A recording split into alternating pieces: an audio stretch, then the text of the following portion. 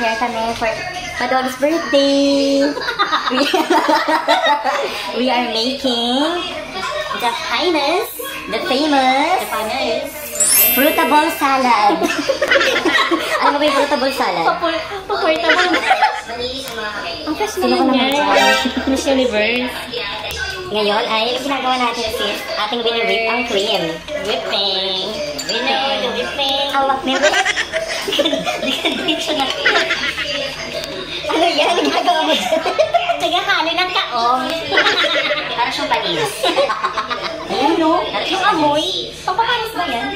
Siya. Hanggang bukas na lang yan sis, kaya gawin na natin.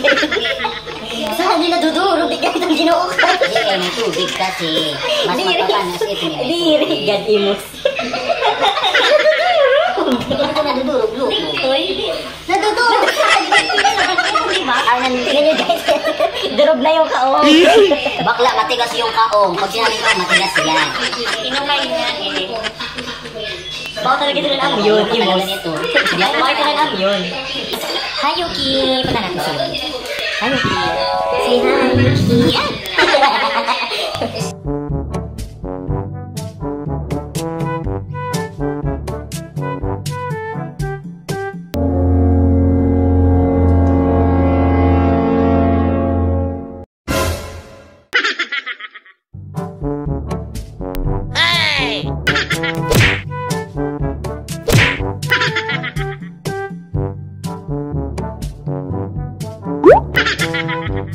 Ayan, tapos na ang ating cream and sauces. Gagawa tayo ng sinabawang salad!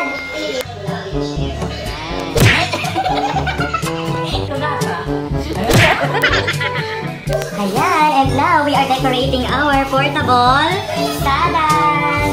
Nagawa mo dyan, girl. Wala na, lasang kamay na.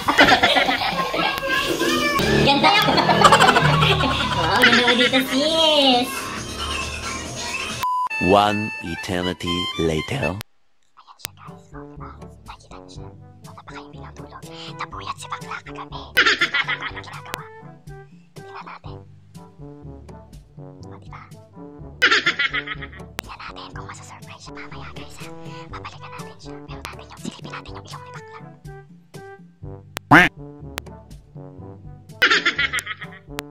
Tara na, puntahan na natin si Sunny.